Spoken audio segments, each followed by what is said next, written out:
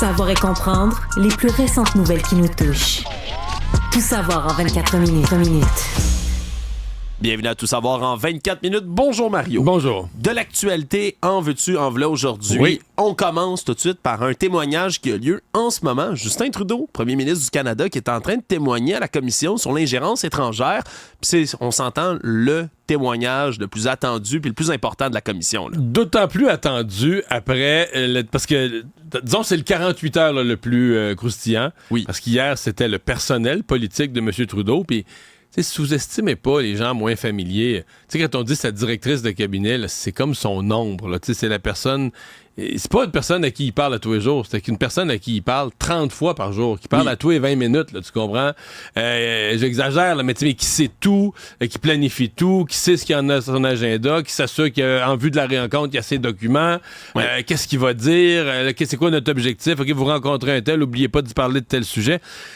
Elle vient dire, nous autres, là, on a été avertis un peu par les services de renseignement, mais avant que ça sorte dans les médias, avant que ça sorte dans le Globe and Mail et compagnie, c'était pas une grosse crise. C'est comme si les services de renseignement nous ont dit, ouais, on vous passe de l'info, mais c'était pas, il n'y a pas de notion de sonner une alarme. Mais ce qui est fascinant là-dedans, Mario, c'est que dans tous les cas, là, qu'il y a eu de la négligence de M. Trudeau, de son personnel, de son cabinet, qui n'ont pas cru que c'était important. Ou du SCRS. Ou du SCRS, donc service de renseignement, je le rappelle, hein, nos espions, notre personnel de renseignement au Canada, qui ont fourni un rapport qui n'était pas assez pressant ou qui n'ont pas communiqué assez fort à quel point c'était important de surveiller tout ça. Dans les deux cas, c'est complètement inquiétant. Là. C'est-à-dire que dans les deux cas, quelqu'un, mettons, qui est dans un service de renseignement à Londres ou à Washington, qui suit les travaux de la Commission au Canada, il fait... Il se tape sur le coco. C'est sûr qu'il se tape sur le coco. Là. Regarde ça, il fait... il y a de l'ingérence dans votre pays, puis vous le dites pas. Ça, c'est un de nos pays alliés avec qui on est supposé partager tous les renseignements parce que c'est un pays fiable. Nos alliés qui sont censés nous aider militairement si on est dans le chenoute. C'est ça. Bon... L'autre affaire, moi, puis là, le témoignage de M. Trudeau, on est en onde. Évidemment, je l'ai pas écouté, mais je me suis quand même posé la question. Un matin, là, quand je glanais toute l'information, tout ce qui tournait autour, je me disais, mettons que tu as tout le même dossier, puis on sait pas exactement le SCRS, quel mot, là, les rencontres, on n'a pas de petit oiseau là, qui nous a averti de comment ça se passait, mais qu'on ne sait pas. On est obligé de vivre avec ça. Mais mettons que tous les mêmes renseignements sont à l'effet que la Chine, le Parti communiste chinois, là, il veut bousiller la campagne des libéraux, faire battre des candidats libéraux, faire élire un gouvernement conservateur. Parce que là, puis j'accuse pas M. Trudeau d'avoir voulu profiter de la Chine, dans le sens que je pense sincèrement, il veut protéger le système électoral canadien. Mais quand même, tu sais, quand quelqu'un vient te dire, regarde, là, il va y avoir une tricherie, mais pour t'aider. Oui. Puis soudainement... Des années plus tard, là... Ça sort. Puis on n'en a jamais entendu parler avant. Mais là, tu te dis, est-ce que si les mêmes renseignements avaient été fournis à M. Trudeau ou à son entourage, mais tout est là, c'est votre campagne, c'est vos candidats, c'est le Parti libéral que la Chine veut battre, est-ce qu'il aurait dit, tant pis, c'est des affaires de la Chine, ça touche pas beaucoup de comtés, c'est peu de comtés, c'est pas si gros que ça, on laisse aller. Ou est-ce qu'au contraire, il aurait rendu la chose publique pour alerter l'opinion publique, entrepris des actions, changer des lois pour mettre des mécanismes, des loquets de protection. T'sais, ça reste une question, ça reste une question hypothétique, mais qu'on le veuille ou non, on se la pose en voyant tout ça. Oui, c'est un dossier qui est vraiment intéressant. On va attendre d'avoir des résumés complets du témoignage de M. Trudeau dans le cadre de toute cette émission-là. Qui est encore en cours, là où on se parle. Oui, exact, qui est encore en cours, mais ce n'est pas la seule nouvelle de M. Trudeau qu'on reçoit aujourd'hui. La Fédération canadienne des contribuables, qui font des demandes d'accès à l'information en série. Là. Honnêtement, j'aimerais pas être les recherchistes de la Fédération qui posent tellement de questions, qui envoient tellement de demandes au gouvernement, mais qui finissent par avoir des réponses. Là. C'est eux, entre autres, qui avaient sorti le scandale des dépenses en avion en nourriture de la gouverneure générale en mars 2022. Et voici que on semble avoir récidivé du côté du gouvernement Mario, alors que le voyage de M. Trudeau, cette fois-ci, 6 jours de voyage qui a été mené dans la tournée Indo-Pacifique qui avait été entreprise à l'automne dernier, ça a coûté 190 000 $ de nourriture dans l'avion, encore une fois. Mario, c'est presque le double de la gouverneure générale pour à peu près la même durée. Oui, parce que quand il y avait eu le scandale de la gouverneure générale, M. Trudeau avait fait en partie le même voyage, là. Et même on avait utilisé en comparaison pour un peu comme planter la gouverneure générale. Elle dit, regarde, le premier ministre, il y avait à peu près, je me souviens pas des nombres d'invités, mais tu faisais des règles de toi. Puis regarde, le premier ministre, son coût par repas est bien plus raisonnable. Mais là, c'est plus cher. Oui. C'est vraiment cher. C'est presque le double. Mais on se porte-tu un traiteur? Honnêtement, puis on se comprend. C'est ingrat, Mario. On va mettre les points tout de suite sur les i.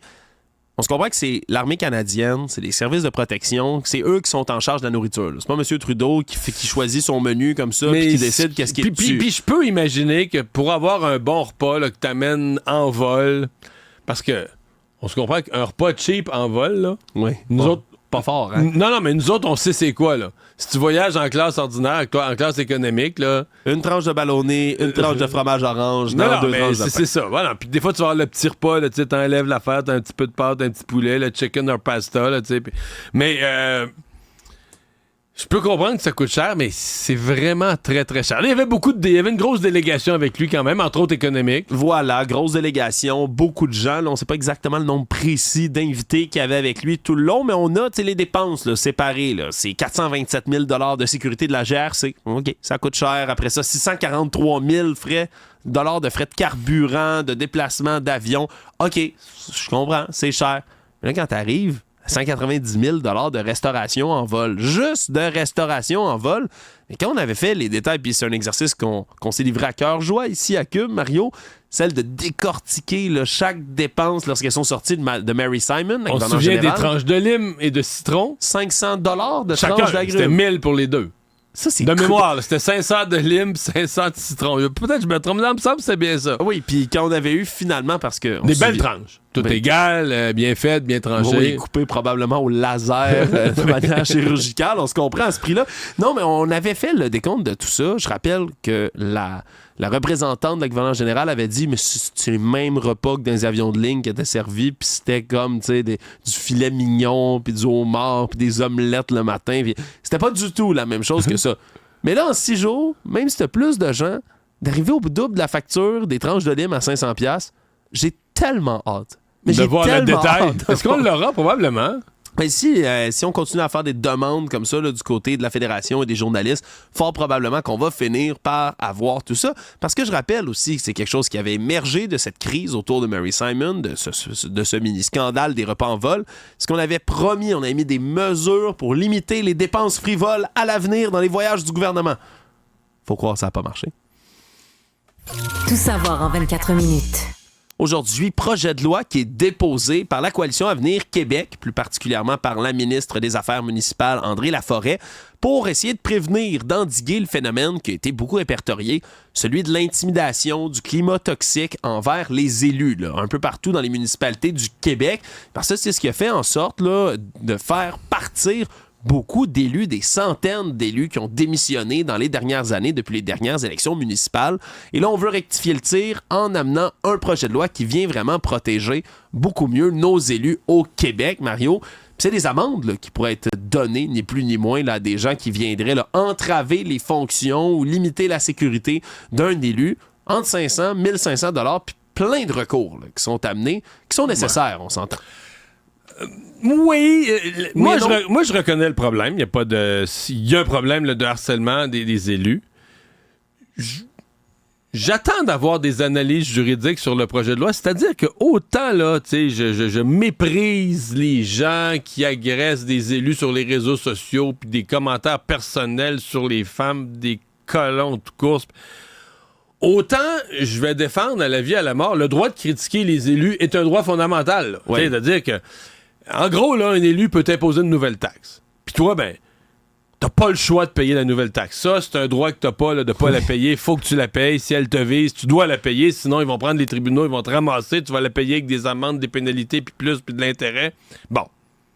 Mais, donc, le seul droit qui te reste, c'est de critiquer la nouvelle taxe. Ouais, c'est de chialer. C'est ça, de chialer. Sur les tribunes qui te sont offertes. Alors là, si on me disait que quelqu'un va payer l'amende parce qu'il chiale trop, puis là, ben là, après ça, c'est la ligne. Évidemment, si tu dis à une conseillère municipale ou à la mairesse, qui est une grosse scie pis ça, pis avec tous les mots de l'Église mélangés avec les parties du corps humain pis tout ça, pis des saloperies sexuelles, c'est totalement inacceptable, parce que ça n'a pas rapport avec le dossier. Mais mettons que t'es vraiment pas content du dossier, que tu fais des manifestations, que tu chiales, tu répètes pis tout ça, on peut être tanné de toi, on peut te trouver, mais t'es toujours dans le champ de la liberté. Tant que tu parles du dossier, là, ou tant que tu parles de ce qui fait ton insatisfaction, t'es toujours dans le champ de la liberté d'expression. Tu peux être un peu quérulent sur les bords dans ton expression politique, mais j'ai hâte de voir des interprétations juridiques de la loi telle qu'elle est. Je peux être rassuré là, que la loi a les bonnes balises, mais je suis d'ailleurs, aujourd'hui, sur les réseaux sociaux, il y a des gens qui s'en inquiétaient déjà. Puis je peux pas leur donner tort de s'inquiéter. Quelqu'un qui a pas le texte du projet de loi, qui reçoit ça comme ça, puis qui se dit, ben voyons, on n'aura plus le droit de critiquer les élus, je le comprends de devenir mal à l'aise. Oui, c'est vrai, parce que la limite, elle, est pas complètement claire non plus. Non. Il va falloir que les tribunaux... Des fois, c'est clair. C'est-à-dire, il y a des gens qui sont tellement malpolis, menaçants. Mais par contre, dans les propos menaçants, la police intervient déjà. Ben c'est ça. La police intervient déjà. La police est beaucoup plus proactive, prend beaucoup plus au sérieux. Donc, tout ce qui est menace de mort, d'attaque, de tout ce qui est du harcèlement, quelqu'un qui va à la résidence personnelle, les policiers sont beaucoup plus à l'affût et les actions sont déjà là, entreprises. En tout cas, je pense que les élus municipaux réclamaient cette action-là. On a effectivement eu un nombre anormal de démissions depuis une couple d'années.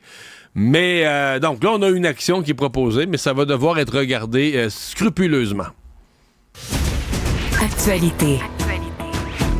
Nouvelle qui est tombée un peu comme une bombe dans le milieu médiatique québécois, alors qu'on a appris plus tôt aujourd'hui que le chroniqueur vedette MC Gilles a été renvoyé par Cogeco Média. La nouvelle qui a été d'abord rapportée par la presse, puis dans les autres médias aujourd'hui, alors qu'on a très peu de détails sur le congédiement. Ouais. Ben, c'est-à-dire que, d'abord, c'est un gars dont j'aime beaucoup l'esprit, la culture, l'érudition, l'attachement au Québec. D'abord, dans un premier temps, ça donnait, quand Cogeco a parlé, ça donnait vraiment l'impression que lui avait commis, parce que c'est tellement sec. Là, la semaine passée, la presse laissait entendre qu'il allait avoir, en tout cas, un nouveau rôle, plus une promotion là, que d'autres choses. Puis là, il quitte. Un mercredi, il est plus là. Il était là le mardi, puis le mercredi, bang, il est plus là. Oui, c'est vraiment un congédiement, puis qui est expliqué d'ailleurs parce qu'il y a eu réaction plus tard aujourd'hui là, de MC Gilles. C'est ça, mais avant sa réaction, t'avais quasiment l'impression qu'il avait commis des gestes, là, je sais pas quoi, là, inacceptables, aux limites de la loi. Donc, et donc, l'employeur là, passe la machette, là, passe le couteau. Là, lui a réagi. Oui, parce que là, les mots exacts qui avaient été utilisés par Cogeco, c'est des raisons professionnelles qui demeurent de régie interne. Je comprends que c'est assez mystérieux, mais ça laissait présager quelque chose, comme tu le dis, d'assez important à l'interne. Et là, après ça, M. Gilles dit qu'il a appris hier soir, le mardi soir, qu'il était renvoyé de Cogeco Média. Il explique que c'est pas sa décision, qu'il est déçu de perdre ce lien privilégié-là, que ça fait 19 ans qu'il passe des bons moments en ondes et qu'il voulait continuer à le faire, mais que malheureusement, il ne pourra pas. Mais là, lui, il parle d'une situation qui est arrivée. Il décrit une situation, un conflit ou je sais pas quoi. On sait pas trop exactement de quoi il en parle, mais un climat qui se serait envenimé. Oui, je vais le citer. Vous comprendrez que dans les circonstances, je ne peux pas m'étendre sur le pourquoi du comment, mais disons simplement que le climat s'est considérablement envenimé ces derniers mois et qu'il m'était devenu impossible psychologiquement de travailler à l'émission du retour. Donc, est-ce que ça laisse présager un conflit de travail? C'est ça, les collègues, c'est Patrick Lagacé, Catherine Beauchamp de mémoire qui sont dans l'équipe. Sinon, il y a l'environnement autour du reste du personnel de Cogeco, mais il dit de travailler à l'émission du retour. Oui, qui est animée donc par Patrick Lagacé, si je ne m'abuse. Oui. C'est le Québec maintenant. Qui s'en va remplacer Paul Arcand, là, qui devient la nouvelle vedette du poste. Mais c'est du mystère, ça, là. Oui, c'est vraiment, vraiment du mystère, parce qu'en radio, on travaille dans une radio, là, si quelqu'un ne revient pas pour une prochaine saison, surtout quand on arrive comme ça en fin de saison, là, en juin, on prend une pause pour l'été. Puis de toute façon, eux, là, la programmation va être toute rebrassée, donc il y avait l'occasion de le repositionner n'importe où dans la grille dans 7-8 semaines. Oui, ou de juste pas le renouveler, là, à ce point-là. Mais là, de le couper sec comme ça, sans avertissement, hier soir, merci, bonsoir. Est-ce qu'il a dit quelque chose? Est-ce qu'il a fait quelque chose? Ou est-ce qu'un autre membre de l'équipe a dit « Moi, je me présente plus si lui est encore là? » Toutes les spéculations sont dans les airs. Mario, reste à voir exactement qu'est-ce qui s'est passé. Il risque d'avoir d'autres explications éventuellement aussi autour de tout ça. Mais pour l'instant, le mystère persiste, mais ça fait réagir, Mario, là, sur les réseaux sociaux, les Québécois. C'est le sujet sur les réseaux sociaux présentement. Le mystère. Tout savoir en 24 minutes. Une demande d'action collective a été finalement autorisée qui va viser la Ligue canadienne de hockey, mais aussi la LHJMQ, la Ligue de hockey junior maritime du Québec. Et là, c'est les 18 équipes, ni plus ni moins, de la Ligue qui vont être visées par l'action collective, évidemment.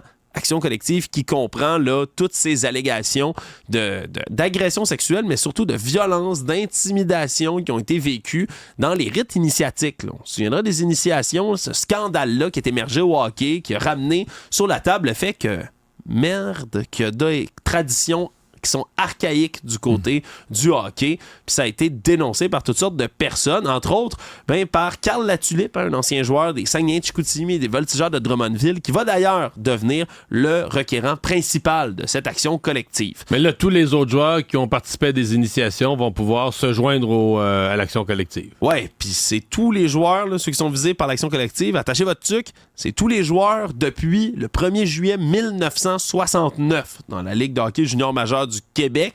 On dit que depuis ce temps-là, c'est à peu près 21 000 joueurs qui ont évolué dans la Ligue. Ce qu'on comprend, c'est pas les 21 000 qui vont venir participer à l'action collective, c'est pas les 21 000 qui vont rapporter non plus les mêmes abus à leur égard, mais ça pourrait être du monde en maudit là, qui viendrait se joindre à cette action collective-là.